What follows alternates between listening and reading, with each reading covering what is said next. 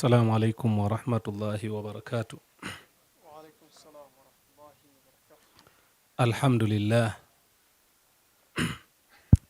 الحمد لله رب العالمين، والعاقبة للمتقين ولا عدوان إلا على الظالمين، ثم الصلاة والسلام على رسول الكريم محمد بن عبد الله وعلى آله وصحابته أجمعين، أما بعد. أوصيكم ثم أوصي نفسي بتقوى الله سبحانه، walaqad faza wa najal muttaqun. Ndugu zangu katika imani, baada ya kumshukuru Allah subhanahu wa ta'ala na kumtakia swala na salam kiongozi wa umma bwana mtume sallallahu alayhi wasallam, ni kuhusieni na kuihusia nafsi yangu kumcha Allah subhanahu. Hakika wamefaulu wenye kumcha Allah subhanahu wa ta'ala. Muhadhara wetu watatu tutazungumzia juu ya al-ihtijaju bil qadar, watu kutolea hoja juu ya qadar. Kiufupi, muhadhara wetu utazungumzia masala ya qadar, na hii ni kwa sababu leo hii watu wengi wanaingia katika maasi. Mtu anamuasi Allah subhanahu wa ta'ala, akiulizwa kwa nini wafanya maasi, anaweza akatoa jawabu jepesi: qaddara Allahu wa ma shaa faala, Allah amenikadiria nimefanya maasi.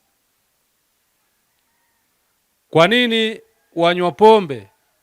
Mwenyezi Mungu amenikadiria bwana. Kwa nini unaiba? Mwenyezi Mungu kanikadiria. Kwa nini wafanya zina? Mwenyezi Mungu amenikadiria.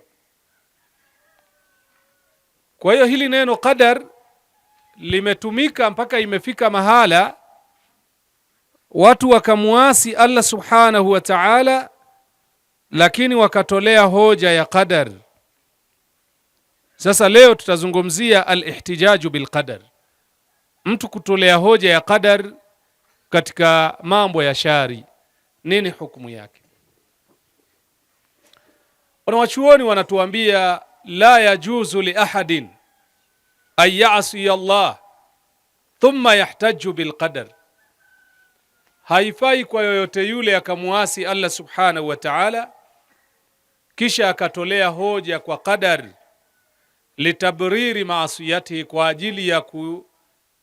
ajili ya kuyapalilia yale maasi yake.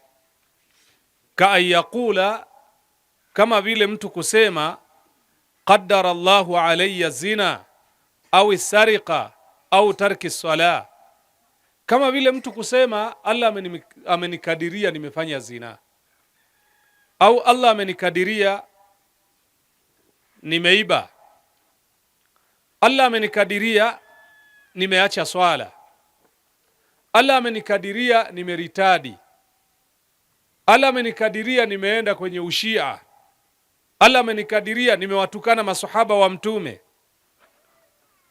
Watu wakatolea hoja kwa vitu kama hivi.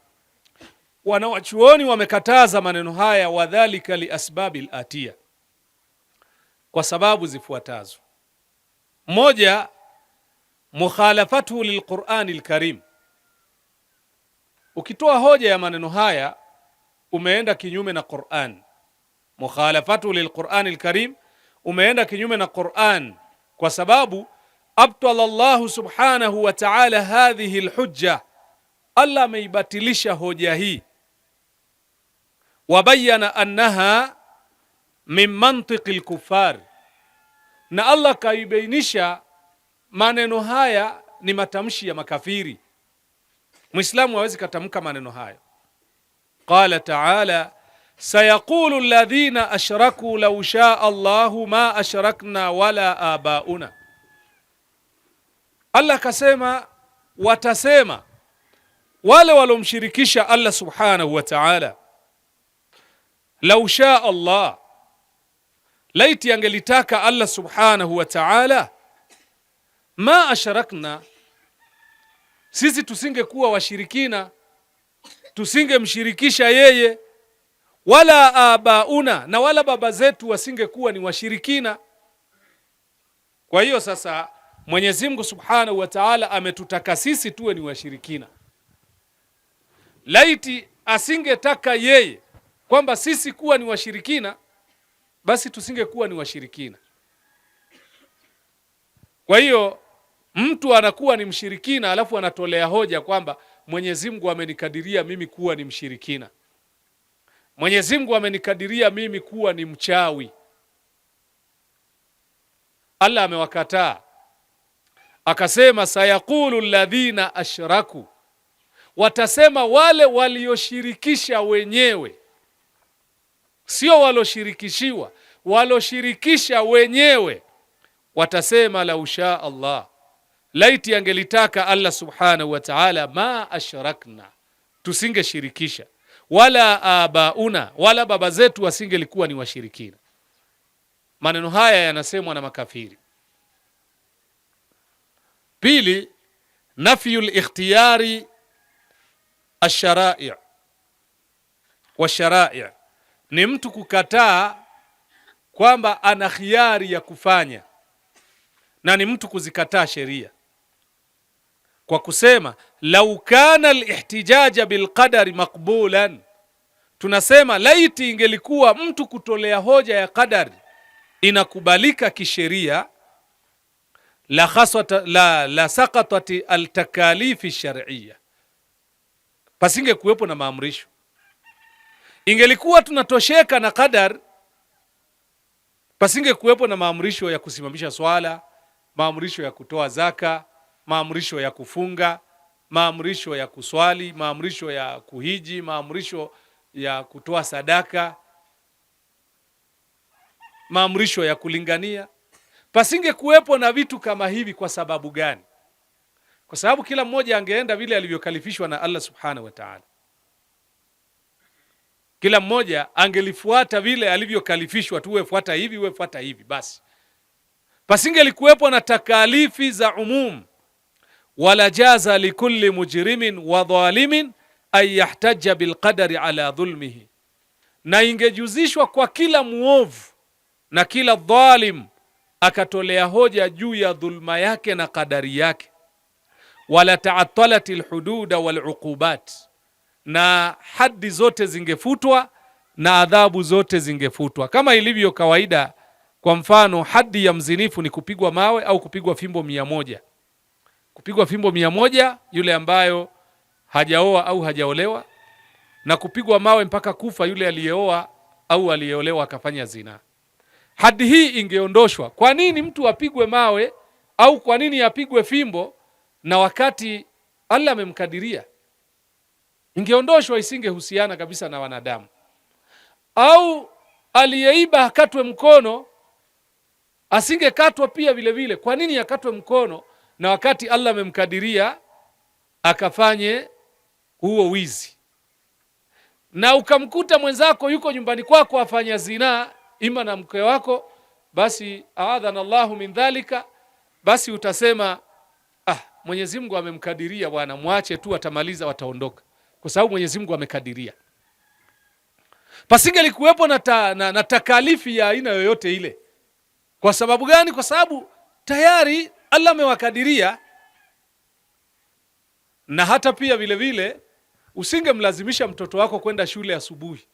Mtoto hajaenda shule, amelala mpaka imefika saa 4, unamwamsha, vipi, amka basi. Unaona? Wala uwezi ukamwambia nenda shule kwa sababu Mwenyezi Mungu amemkadiria leo hajaenda shule bwana. Hii ni qadari yani. Ingeondoka masala ya takalifi zote. Wala uwezi ukamuuliza kwa nini hujaenda shule. Utamuulizaje na wakati qadara Allah wa mashaa faala? Allah amekadiria na hajaenda. Na wala uwezi ukamuadhibu pindipo akikosea. Na tungekuta sasa mtoto mdogo atamtukana mzee alafu asikemewe, wasema Mwenyezi Mungu amemkadiria bwana, ametukana, wala haina shida. Hii ni qadara Allah wa mashaa faala, kwamba Mwenyezi Mungu amekadiria. Kwa hiyo tukiufungua mlango wa qadari ukakaa kwenye mazingira haya, basi sisi tutakuwa ni wakosaji katika kuiweka ile qadar. 3, ithbatu al-iradat al-insaniya, kuthibitisha utashi wa mwanadamu. Kwa hiyo laiti tukakataa qadar, au laiti tukasema mambo yote yanaenda kwa qadar, hakuna kinachoenda ila kilivyokadiriwa, pia vile vile tungeondosha ile iradat al-insaniya. Na hii al-insanu yamliku iradatan, mwanadamu anamiliki matashi yake, wa qudratan, na anamiliki uwezo, wa mashiatan, na anamiliki kile anachotaka kukifanya, anaweza akafanya kwa kadiri atakavyojaliwa, lakini kwa wama tashauna illa an yasha Allah, kwamba kumbe kuna matashi ya Allah na matashi ya wanadamu. Unaona, matashi ya Allah na matashi ya wanadamu.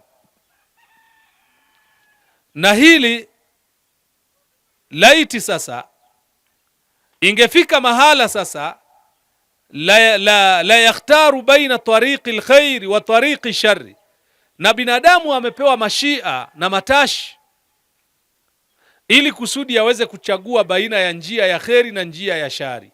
Qala Allahu ta'ala, inna hadainahu sabila imma shakiran wa imma kafura, sisi tumekuongozeeni njia, ima muweze kushukuru au muweze kukufuru.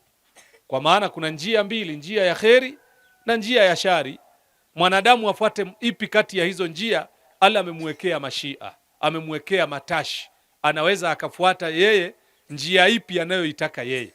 Akitaka ya kheri ataongozwa, akitaka ya shari ataongozwa katika hiyo shari.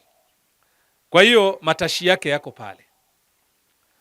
Anasema mmoja katika wataalamu na wasomi wakubwa ni katika maaimatu ahli sunnata wal jamaa, Sheikh Abdul Qadir Jailani, ambayo leo hii watu wengi wakamuadhimisha, wakampa nafasi ya uungu, wasema shay'un lillahi Abdul Qadir. Abdul Qadir ana nafasi ya uungu, shay'un lillah, ana sehemu katika na sehemu ya uungu. Abdul Qadir ana sehemu ya ilahiyya. Haya ni makosa makubwa. Na wakaimba kabisa, shalila ya Abdul Qadir hal madadi ya Sheikh wezu, shalila ya Abdul Qadir hal madadi ya. Hayo ni makosa. Huyu alikuwa ni shekhe katika mashekhe maaimatu ahli sunna. Anasema maneno haya yafuatayo: inna nasa idha waswalu baba alqadari amsaku. Anasema watu wakifika kwenye mlango wa qadari wanasimama wote, wanajizuilia, illa ana, isipokuwa mimi. Watu wakifika kwenye mlango wa qadar amsaku, wanajizuilia, hawaizungumzi, illa ana, isipokuwa mimi. Na mpaka kaida inatuambia idha dhukira alqadar fa amsiku, ikitajwa qadari jizuilieni, yani msiendeleze tena maneno baada ya kutajwa qadari. Hasa anasema watu wakitajiwa qadari wote wanasimama, wanajizuilia, illa ana, isipokuwa mimi. Asema fanfutihati li fihi rauzana, mimi nimefunguliwa rauzana. Rauzana bimaana nafidhatan taqa, mimi nimefunguliwa dirisha la uwezo, nimefunguliwa uwezo. Fanaza'tu aqdara alhaqqi bilhaqqi lilhaqqi, asema fanaza'tu aqdara alhaqqi bilhaqqi lilhaqqi, nikafanya tanazu, nikahojiana makadirio ya haki kwa ajili ya haki, kwa haki kwa ajili ya haki pia. Walmu'minu man yakunu munazi'an lilqadar, na mu'mini ni yule ambayo daima anapingana na ile qadar, anaipinga ile qadari kwa qadari pia. Munazi'atul qadari lilqadar, la man yakunu mustasliman lilqadar. Mu'mini sio yule ambayo mwenyewe anasarende kwenye qadar. Mtu hajaswali alfajiri, amelala, imepita swala ya alfajiri, ikaja swala ya adhuhuri, yuko kwenye majukumu yake, hajaswali, ikaja alasiri yuko kwenye majukumu yake akaswali, hajaswali mpaka isha, hajaswali swala zote kwa siku, alafu akaulizwa mbona haujaswali, anasema qaddara Allahu wa mashaa faal, Allah amenikadiria. Asema huyu sio mu'min. Mu'min ni yule ambayo anaipinga kadari kwa kadari. Allah amekukadiria wewe usiswali, sasa wewe nenda ukaswali. Utakuwa umeipinga kadari kwa kadari. Nenda ukaswali. Haya, umekadiriwa ukaibe, alafu wewe usiende kuiba.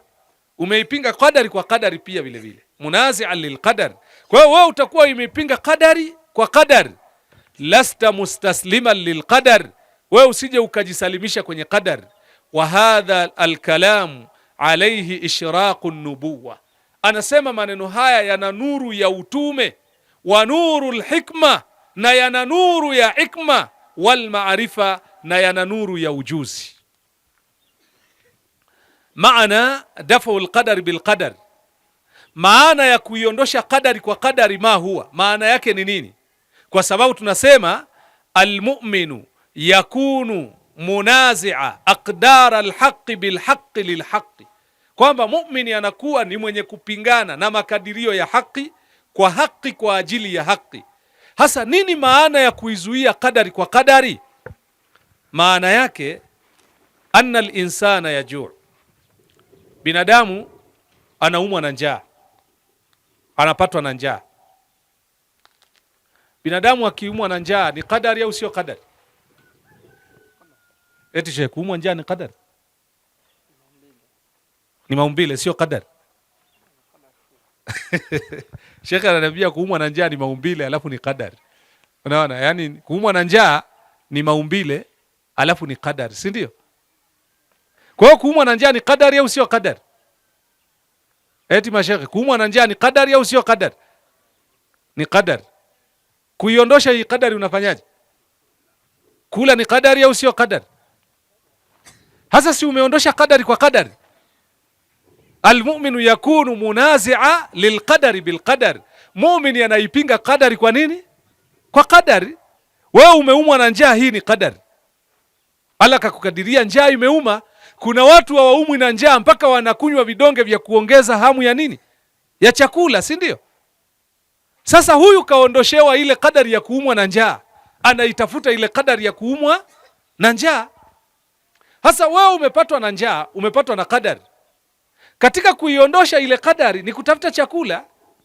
Utakuwa umeipinga ile kadari kwa kadari. Lidhan fayadfa'uhu bit'ami washarab.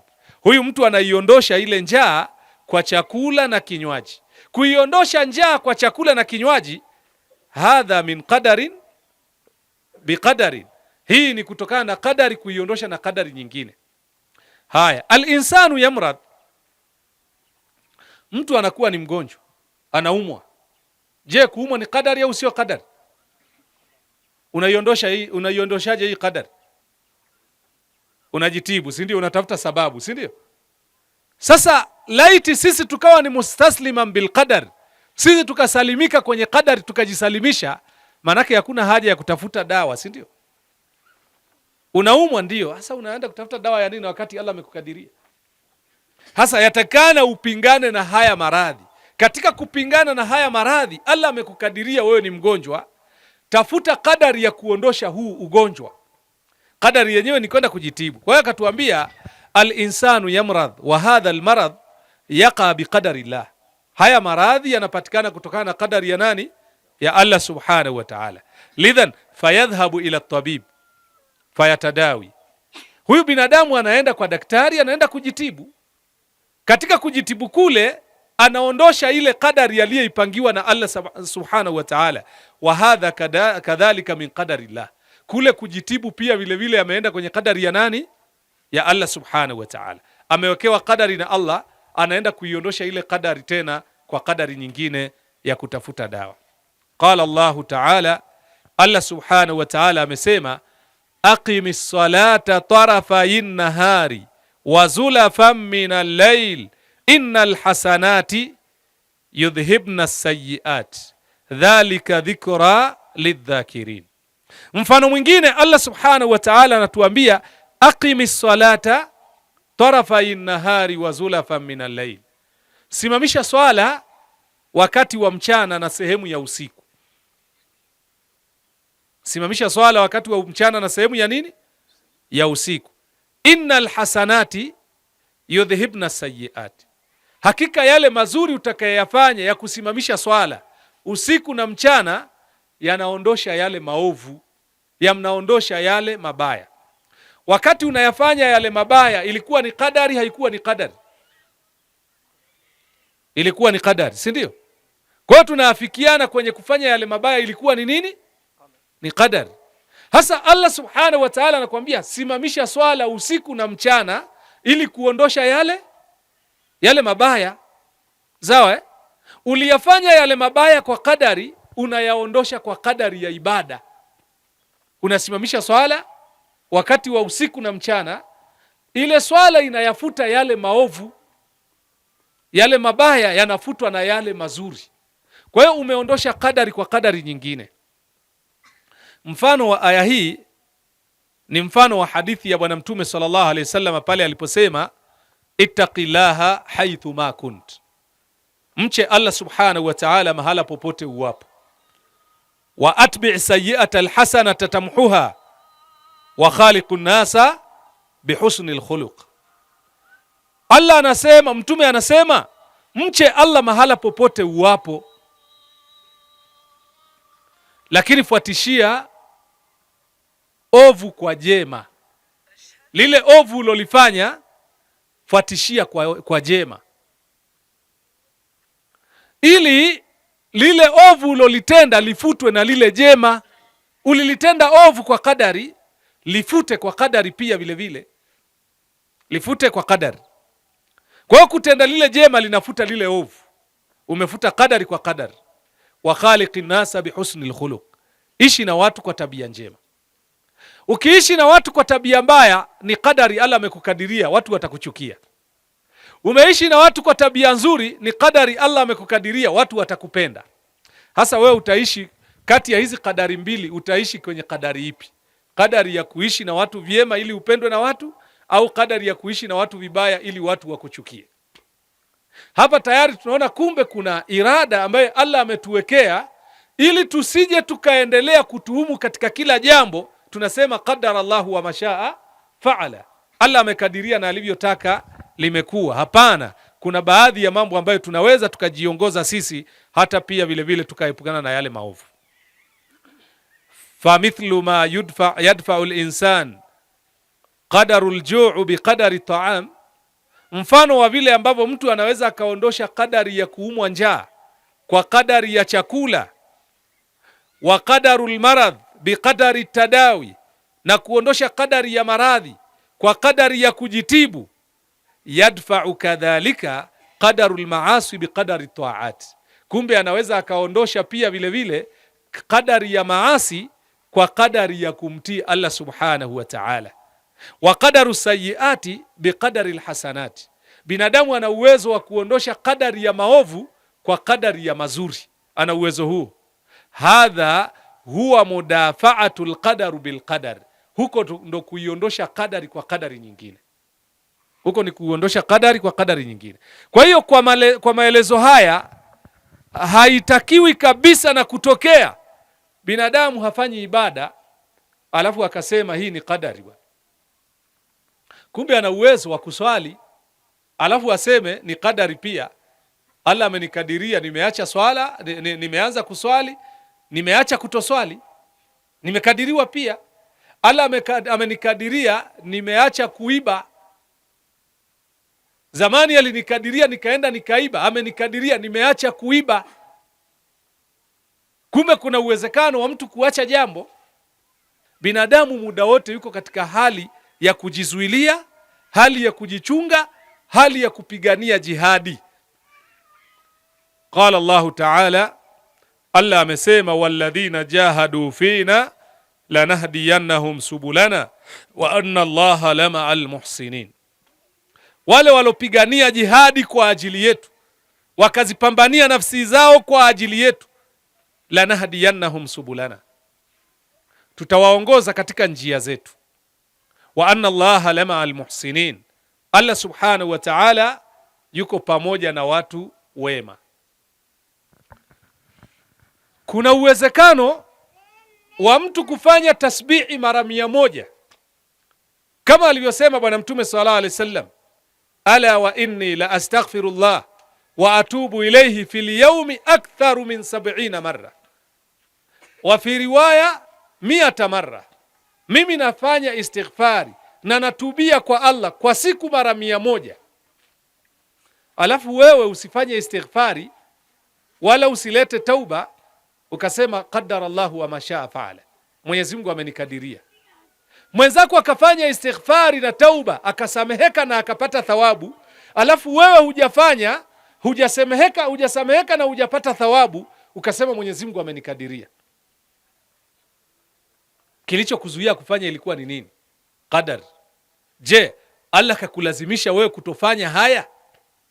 Kwa sababu daira ya qadar, ile qadari iliyowekwa, hujalazimishwa wewe ingia hapa kwa ulazima, bali umewekewa na akili ya kufikiria.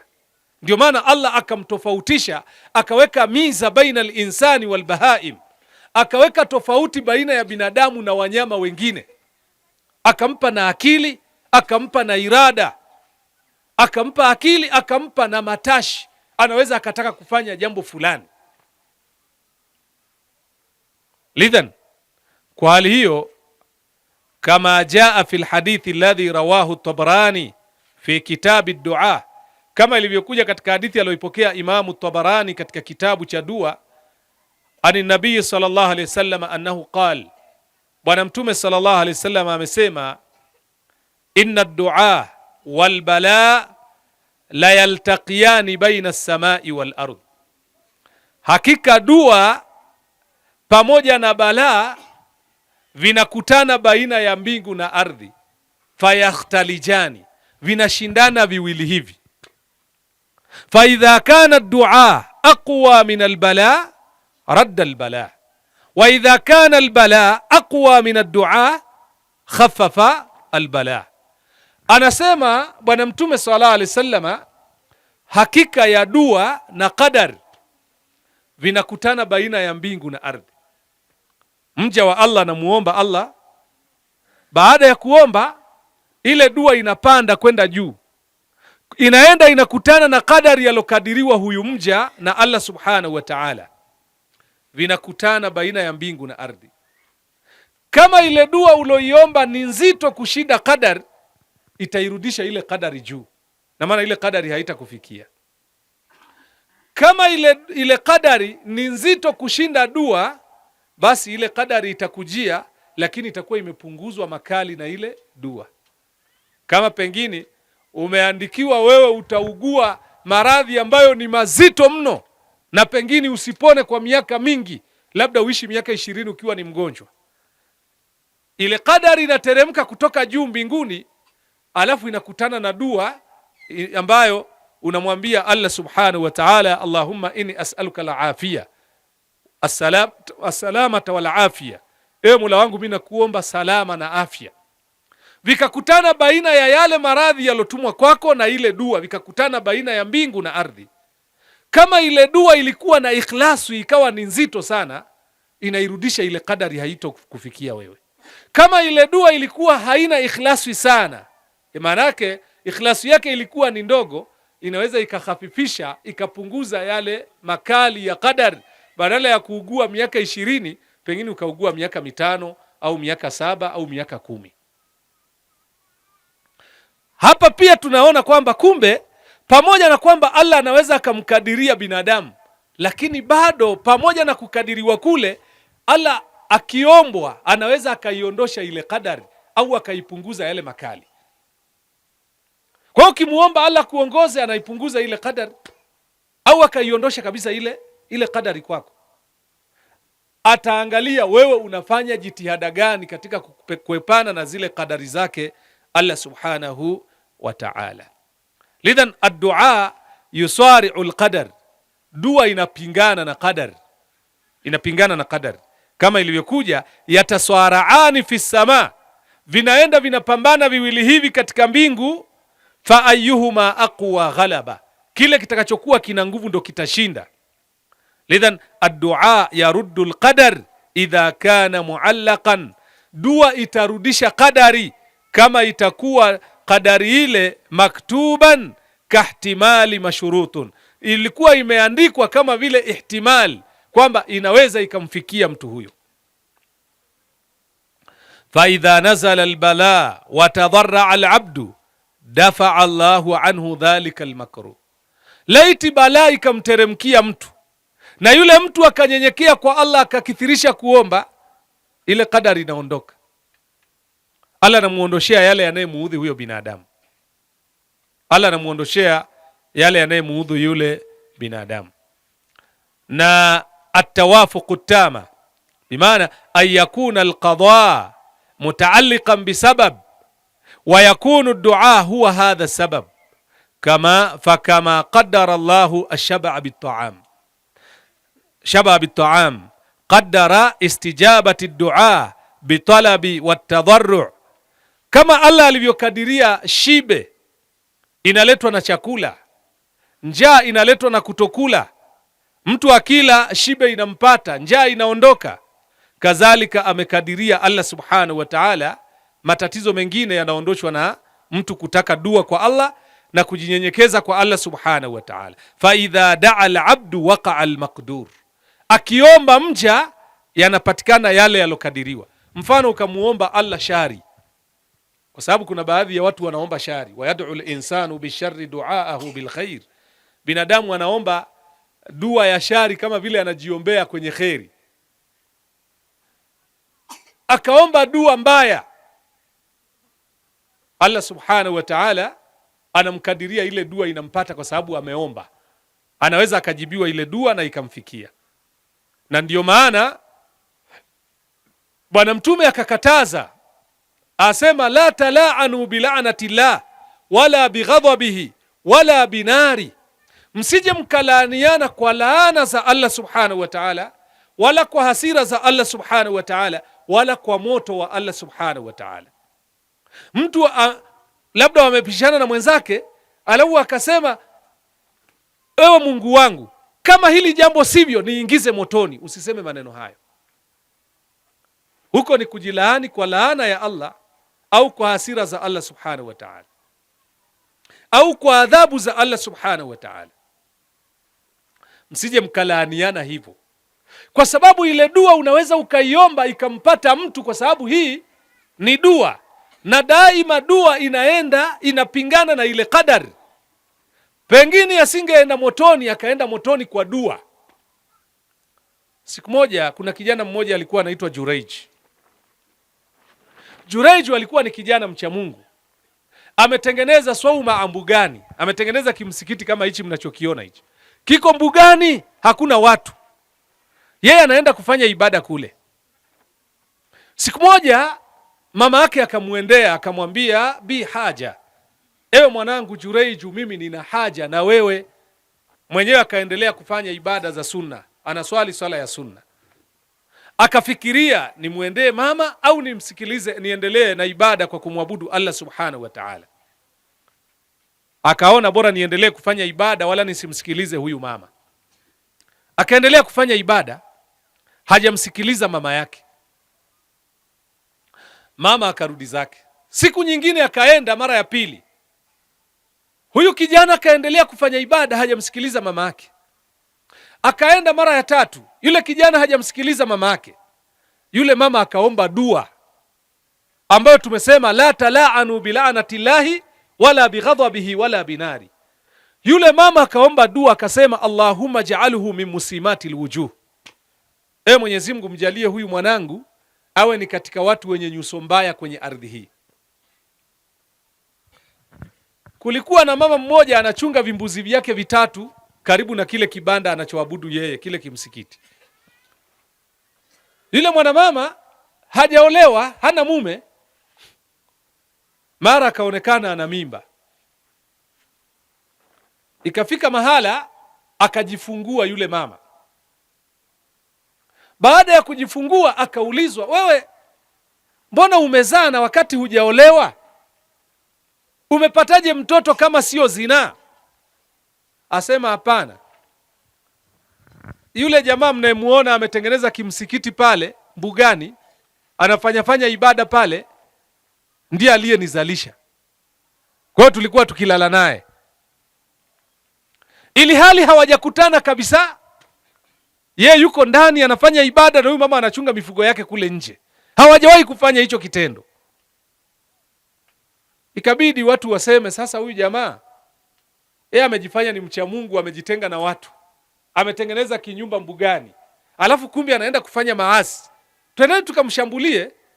Watu wakatoka na fimbo zao na silaha zao, wakaenda wakabomoa kile kibanda, wakampiga, wakamuumiza. Kisha hatimaye akawaambia, kwa nini mwaniumiza bwana? Tatizo nini? Kwambia wewe unajifanya mcha Mungu, kumbe unakuja unafanya zina hapa. Nimemzini nani? Akaletwa yule mama na mtoto wake. Hujamfanya zina huyu akazana huyu mtoto? Asema la. Kwanza huyu mama mimi simjui. Huyu mama sijawahi kuonana naye wala simjui. Yule mama akasema hapana, amefanya na mimi, ananifahamu, leo ananikataa. Hatimaye kasema mleteni yule mtoto. Yule mtoto akaulizwa, man abuk, baba yako ni nani? Asema fulanun fi qaryati kadha. Akasema ni fulani, yuko sehemu fulani. Sio huyu anayekuwa anaabudu hapa. Akasema la, huyu sio mwenyewe, baba yangu ni fulani.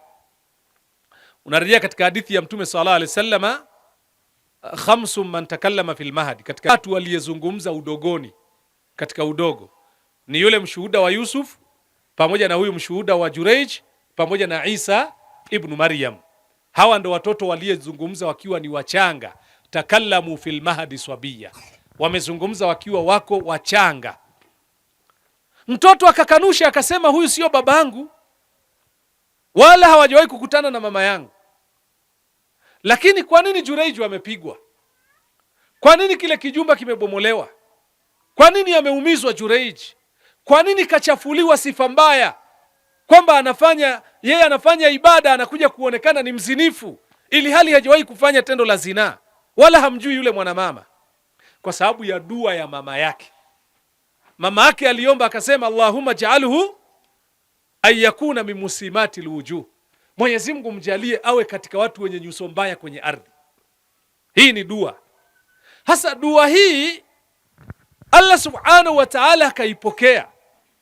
Ndio maana tunatakana tusiombe dua kama tunavyoomba dua za shari, kama tunavyoomba dua za kheri. Wakati mwingine wayad'u al-insanu bisharri du'aahu bilkhair, binadamu anajiombea dua ya shari kama vile anavyojiombea dua ya kheri. Wakati mwingine tunawaombea watoto wetu dua za shari. Mtoto amekosa, unamuombea, unataja maneno mazito ya shari ambayo yanakuja yanamsibu yule mtoto. Mtoto anakuwa katika mazingira ya ajabu. Mtoto anakosa, unamwambia shetani wa mguu mmoja wewe. Matokeo yake anakuwa ni shetani wa mguu mmoja kweli. Hizi ni dua. Na dua ya mtoto, ya mzazi kwa mtoto, ni mustajabu la hijab, inapokelewa wala haina hijab. Kwa hiyo hapa pia tunaona kumbe dua hupingana na qadari. Ukimuomba Allah jambo la kheri, anakupa kama vile utakavyomuomba kwenye jambo la shari. Ndio sheria ikatuambia, in kana la bud, kama hapana budi, unataka ufe katika hii ardhi imekuchosha, unamwambia Allahumma amitni in kana alwafa'u khairan li wa ahyini in kana alhaya khairan li. Ewe Mwenyezi Mungu, nifishe kama kufa kwangu ni kheri. Ewe Mwenyezi Mungu, au unibakize hai kama kubakia kwangu hai ni kheri kwangu mimi. Kwa hiyo unamkhiarisha Allah subhanahu wa ta'ala, yeye ndo atakukhiarisha kipi kati ya haya mawili, kubakia kwako ni kheri au kufa kwako ni kheri. Imamu al-Bukhari baada ya kupigwa vita na mwalimu wake Imamu Dhuhuli, akakimbilia katika miji ya Sind. Akiwa anakimbilia katika miji ya Sind, alipofika kule watu wakatangaziwa, msimsikilize Imamu Bukhari, kwa lolote atakalolisema msimsikilize. na wala msijikusanye kwenye muhadhara wake. Imam Bukhari akaona kwamba hapa qad dhaqat alayya al-ardh, ardhi kwangu imekuwa ni finyu, siwezi kufanya da'wa na maisha yangu ni da'wa, siwezi kusomesha watu na maisha yangu ni kusomesha watu. Hasa kuna haja gani ya mimi kuendelea kubakia katika ardhi? Alichokifanya Imam Bukhari, akamuomba Allah subhanahu wa ta'ala, akamwambia Allahumma ahyini in kana alhaya'u khayran li wa amitni in kana almautu khayran li. Ewe Mwenyezi Mungu, nipe uhai kama kuendelea kuishi kwangu bado ni kheri, na unifishe kama kufa kwangu ni kheri. Allah subhanahu wa ta'ala alipolala usiku wake, Allah subhanahu wa ta'ala akaiondosha roho yake, ikawa ni sababu ya kufa kwake. Kwa hiyo amekufa kupitia ile dua aloiomba Alhamisi kuamkia Ijumaa, akawa amefariki. Na dua kaiomba kubaila baada al-maghrib, na wengine wakasema kubaila al-maghrib baada salatu al-asri, lakini kesho yake Imamu al-Bukhari akawa amefariki katika miji ya Sindi kule. Hasa unaona wazi kwamba kumbe dua inaweza ikapingana na qadar. Allah amekukadiria hivi na wewe ukamuomba, dua yako ikapokelewa, kikawa kama kilivyo ulivyomuomba Allah subhanahu wa ta'ala. Hatujui kufa kwake ilikuwa ni lini, lakini kwa maneno yake aliyeomba afe, na Allah akaichukua ile nafsi yake, akawa ni mwenye kufa kweli. Lakini sasa hapa tunaona wazi kwamba kumbe kama tunavyoomba baadhi ya majambo yanajibiwa, yawe ni ya kheri yawe ni ya shari, basi tukithirishe kwenye kheri, tuachane na yale ya shari. Naam, imekuja katika sunani Abi Daud, katika sunani Tirmidhi, anasema qila ya Rasulullah, siku moja bwana Mtume sallallahu alaihi wasallam aliambiwa, araaita adwiyatan natadawi biha wa ruqya nastarqi biha, ewe Mtume wa Allah, unaonaje juu ya hizi dawa tunazojitibu nazo kila siku? Tunaenda hospitali tunanunua, tunaenda kwenye pharmacy tunanunua dawa tunatumia, tunaenda kwa waganga wa kienyeji wanachimba miti wanatunywesha. Unaonaje hizi dawa tunazojitibu nazo na hizi ruqya tunazozifanya, tunajifanyia ruqya, wataqa nattaqiha, na zile kinga tunazozichukua, hal taruddu min qadari llahi shay'an, je, hizi zinaweza zikapinga qadari ya Allah subhanahu wa ta'ala? Zinaweza zikapingana na makadirio ya Allah? Kama Allah amekukadiria wewe utaugua kwa muda fulani, alafu wewe ukanywa dawa, inaweza ikazuia chochote ile dawa?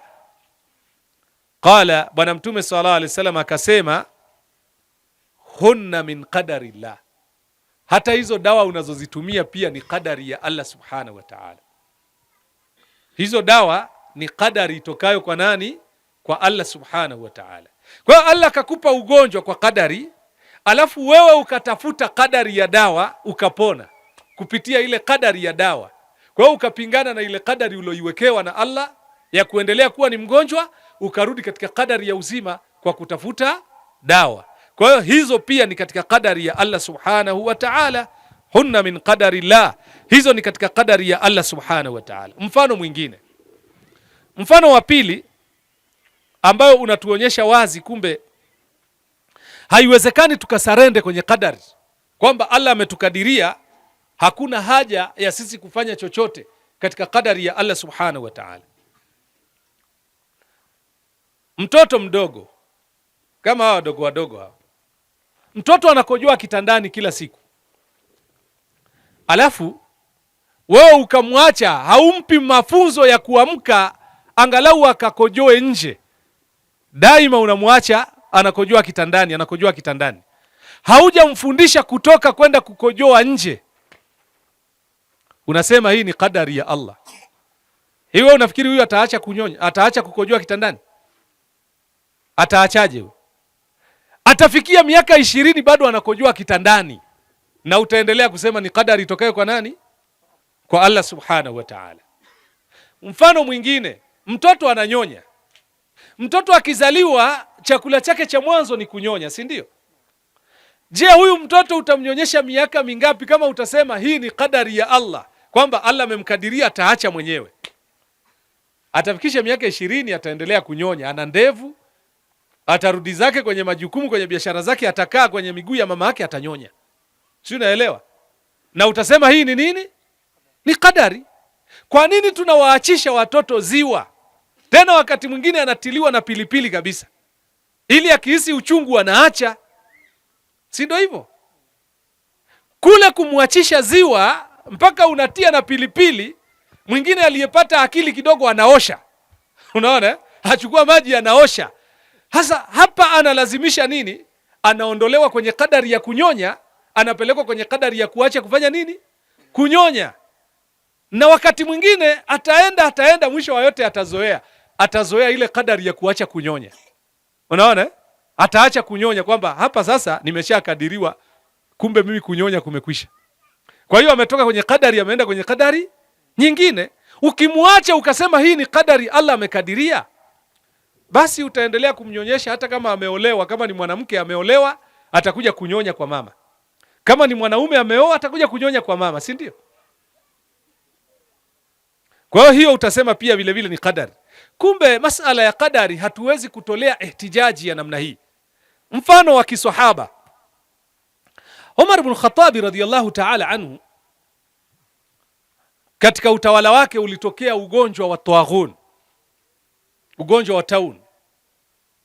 Baada ya kutokea ule ugonjwa, watu wakafa kweli kweli, kama ulivyotokea majuzi hapa ugonjwa wa corona 2022. Watu wakafa kweli kweli.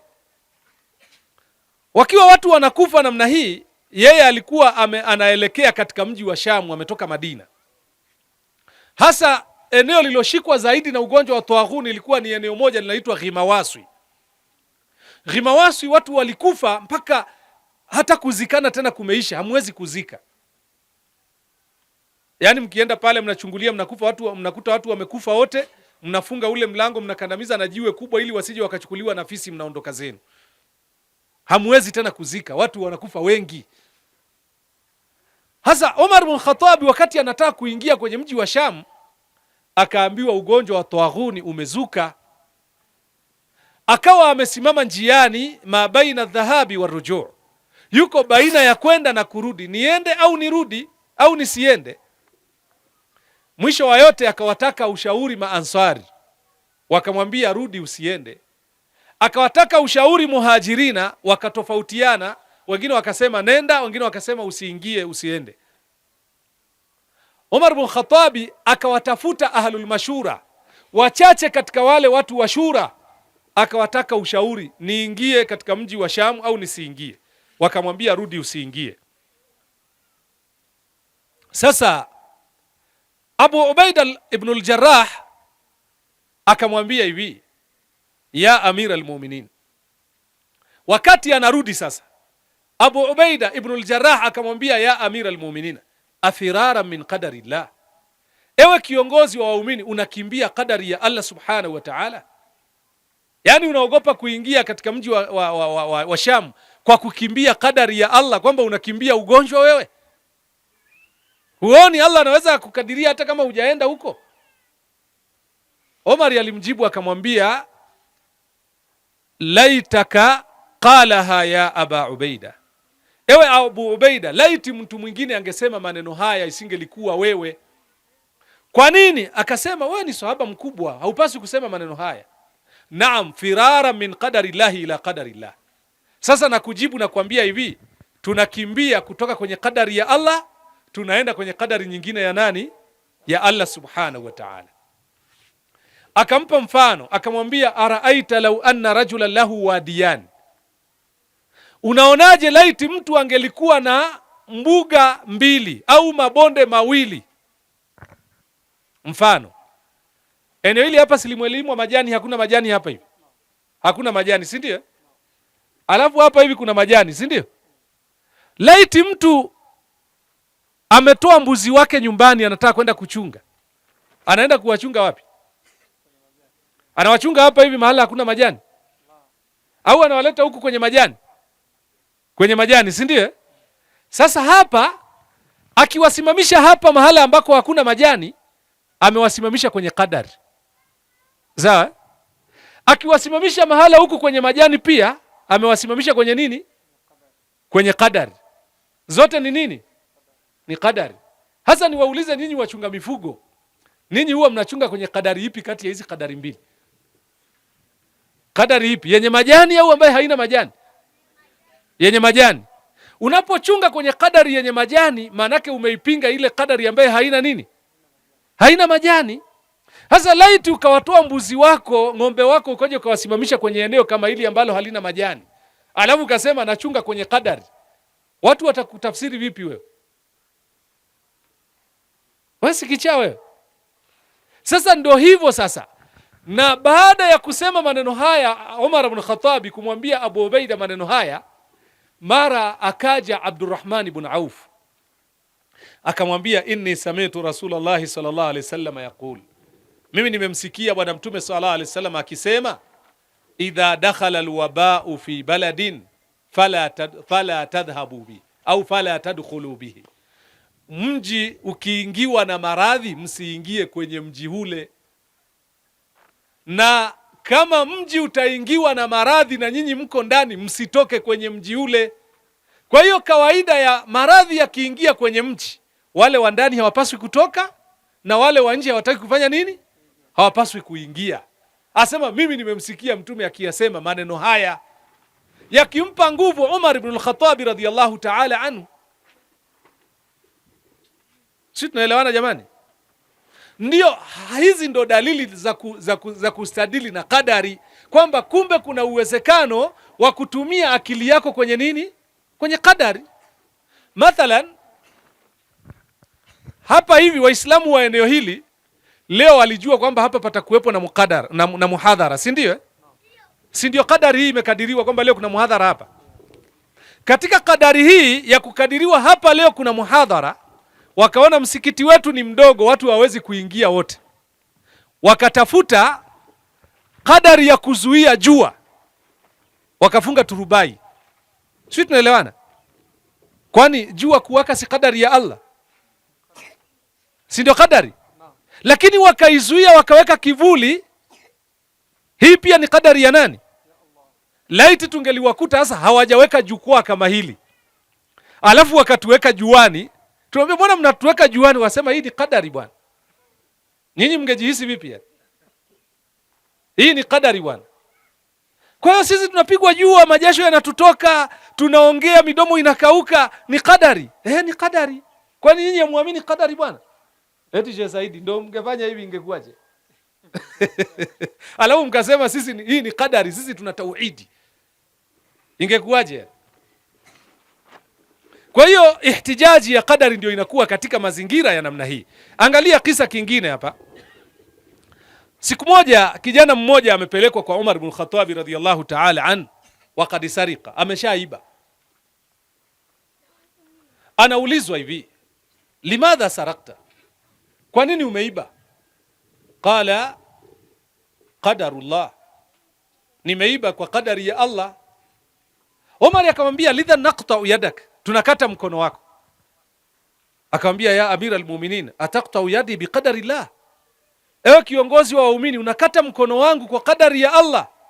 Umar akamjibu, naam, naqta yadaka kadhalika qaddara Allah an naqta, tunakata mkono wako hivyo hivyo Allah amekadiria tufanye nini? Tuukate. Wewe si umekadiriwa kuiba na sisi tumekadiriwa kufanya nini? Kukata mkono. Sasa hii huwezi ukasema kwa nini mnikate mkono bwana, mbona ni qadari? Na sisi tunakata mkono ni qadari, ili kusudi wengine wasije wakarudia tabia kama hiyo. Kwa hiyo asije ende mtu akanywa pombe, akaulizwa mbona umekunywa pombe, akasema qaddara Allah, Allah amekadiria, tunamuadhibu, tunamchapa fimbo 40 kama alivyowachapa Mtume sallallahu alaihi wasallam. Mbona mnanichapa fimbo 40? Allah amekadiria tukuchape fimbo 40 kama alivyokukadiria wewe kunywa nini? Kunywa pombe. Sawa jamani? Mtu anaenda anafanya zina, tunamchapa fimbo 100 au tunampiga mawe mpaka anakufa. Mbona mnanipiga na wakati ni qadari? Allah amekadiria kama alivyokukadiria umezini, na sisi tunakukadiria tunakupiga fimbo 100 au tunakupiga mawe mpaka unakufa. Wewe umestadili na qadari, na sisi pia kadhalika tunastadili na ile qadari ulivyostadili nayo wewe. Kwa hiyo kwa hali hii, ndugu zangu katika imani, wanawachuoni Abdul Qadir al-Jailani akazungumza maneno haya yafuatayo, akasema wakadhalika man yazni thumma yahtaju bilqadar yurjam au yujlad, hivyo hivyo yoyote atakayezini kisha akatolea hoja ya qadar atapigwa mawe au atapigwa fimbo. Wa hadha qadaru min Allah, na huko kupigwa mawe na kupigwa fimbo pia ni qadari itokaye kwa Allah subhanahu wa ta'ala. Lidhan almar'atu ta'asi zawjaha, mwanamke anamuasi mume wake, alafu anamwambia mume wake, anaambiwa na mume wake, mbona unanifanyia maasi? Hasema qadara Allah, Mwenyezi Mungu amenikadiria. Fatutallaq, anapewa talaka. Mbona unanipa talaka? Qadara Allah, si ndio? Wewe ulifanya maasi kwa mume, ilikuwa ni qadari. Hasa kwa nini usikubaliane na qadari ya talaka? Yani mtu afanye machafu anasema anatolea hoja ya qadari, basi na mwenyewe atendewe apigwe kiboko cha kumwadhibu, akubaliane na ile qadari, aseme qadara Allah pia vile vile. Kwa hiyo mtu anapewa talaka alafu anasema mbona wanipa talaka, na wakati anafanya maasi alikuwa anaona ni qadari ya Allah subhanahu wa ta'ala, lakini akashindwa kutambua ile talaka pia ni katika qadari za Allah subhanahu wa ta'ala. Lidhan hadhihi tazkiya ja'ala Allahu manuta bitazkiyatin watazkiya mulawana min unusurain, na hii tazkiya imepambwa na vyanzo viwili. Chanzo cha kwanza at-takhliya wa huwa al-izala, na chanzo cha pili ni tahliya wa hiya az-ziyada wan-nama. Hii qadari hii imepambwa na unsuraini, na vyanzo viwili. Kuna al-akhdhu wal-izala, yani kuna al-izala wal-akhdhu. Maana yake ni nini maneno haya? Au ziyada wan-nama, maana yake ni kwamba Allah subhanahu wa ta'ala amesema kumwambia Bwana Mtume sallallahu alaihi wasallam, khudh min amwalihim sadaqatan tutahhiruhum wa tuzakihim biha wa salli alaihim inna salataka sakanun lahum. Bwana Mtume anaambiwa na Allah subhanahu wa ta'ala, chukua kutoka kwenye mali zao sadaka. Anapochukua zile zaka kutoka kwenye mali za watu, hii ni takhliya, anaondosha kitu, na kuondosha kitu Allah amekadiria aondoshe. Alafu Allah analeta tahliya, tutahhiruhum wa tuzakihim biha, Allah anawatoharisha na kuwatakasa. Yani chukua, hii ni qadari. Alafu baada ya kuchukua kwenye ile qadari inakuja qadari ya kutakasa, ambayo tutahhiruhum wa tuzakihim biha, itawatoharisha na kuwatakasa hao watu. Unaona, unapotoa ile mali ni kuchungu sana, ni qadari hii, lakini Allah analeta badala, anakutoharisha na kukutakasa. Allah akamwambia Bwana Mtume, wasalli alaihim inna salataka sakanun lahum, hakika kuwaombea dua, waombee dua, kuwaombea dua kwao inakuwa ni utulivu. Lidhan tunasema hiya at-takhliya wa tahliya, at-takhliya min ar-radhaili wa tahliya min al-fadhail. Takhliya ni katika yale mabaya na tahliya ni katika yale mazuri. Unapotoa unaona kama vile umefanya kitu kibaya, unapunguza, lakini unapewa kile ambacho ni badala, ambacho kinakuwa ni kizuri, unakuwa umepata zaidi pia vile vile umeongeza. Kwa hiyo hapo kuna takhliya na kuna tahliya katika haya masala ya qadar. Ndugu zangu katika imani, kuna maneno mengi ya kuzungumzwa juu ya hili, na maudhu bado ni ndefu, bado iko nusu yake, lakini kulingana na muda nimalizie kwa kusema haya maneno yafuatayo. Al-ihtijaju bilqadar ala al-kufri wal maasi, kutolea hoja ya qadari kwenye maasi na ukafiri,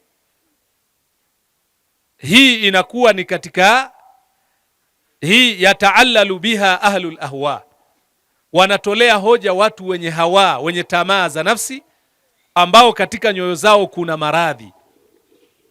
Wa illa fahum la ya'lamuna biha min umuri dunyahum, hawafahamu katika mambo ya dunia yao, walau amilu bima ulzima, laiti wangefanya yale ambayo wamelazimishwa na sheria, basi fahtaja bilqadar, akatolea hoja ya qadar, kwa sababu sheria imemlazimisha mwanadamu, imemwambia wama khalaqtul jinna wal insa illa liyabudun, hatukuwaumba majini na wanadamu isipokuwa waje waabudu. Manake qadar ilikuwa ni ibada. Laiti wangelazimiana na qadari hii ya kiibada, basi wangelikuwa wameingia katika hoja iliye bora kuliko kuegemea katika kadari ile ya maasi, wakaenda kuadhibiwa kwa kuegemea kadari ambayo hawajaelekezwa waifanye. Na laiti wangelikuwa wanaegemea hivyo kwenye maisha yao yote, wasingeenda kufanya biashara, wasingeingia shambani wakalima, wasingeingia kwenye ufugaji, wangeepukana na haya yote, waseme sisi tunaishi kwa kadari, hakuna haja ya kufanya biashara, kadari inatosha. Hakuna haja ya kulima, kadari inatosha. Hakuna haja ya kufuga, kadari inatosha. Na kadhalika mtu asingewasha moto jikoni akapika. Kwa nini? Kadari inatosha, hakuna haja ya kupika. Kwa nini nipike chakula na wakati kadari inatosha? Hasa watu wangelikufa na kadari. Na ndio maana wale aliowakuta Umar ibn Khattab wakiwa wanafanya ibada zao msikitini, hawajaenda kwenye majukumu, akawatandika bakora. Kwa nini nyinyi muendi kutafuta riziki? Wanasema Allah mwenyewe anaileta riziki. Akawaambia alimtum anna samaa la tumtiru dhahaba wala fidda, ninyi mnatambua vyema kwamba mbingu haiteremshi dhahabu wala fedha, alafu ninyi mmekaa hapa mwendi kutafuta asbabu. Kwa hiyo sisi tumewekewa kila kitu kina asbabu. Haiwezekani wewe haufanyi ibada unasema ni qadari. Haiwezekani wewe unafanya maasi unasema ni qadari. Hauwezi ukatoka kwenye kadari ile ukaenda kwenye kadari ulioandikiwa na Allah subhanahu wa ta'ala.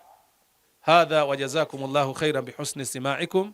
Subhanakallahumma wa bihamdika nashhadu an la ilaha illa anta nastaghfiruka wa natubu ilayk.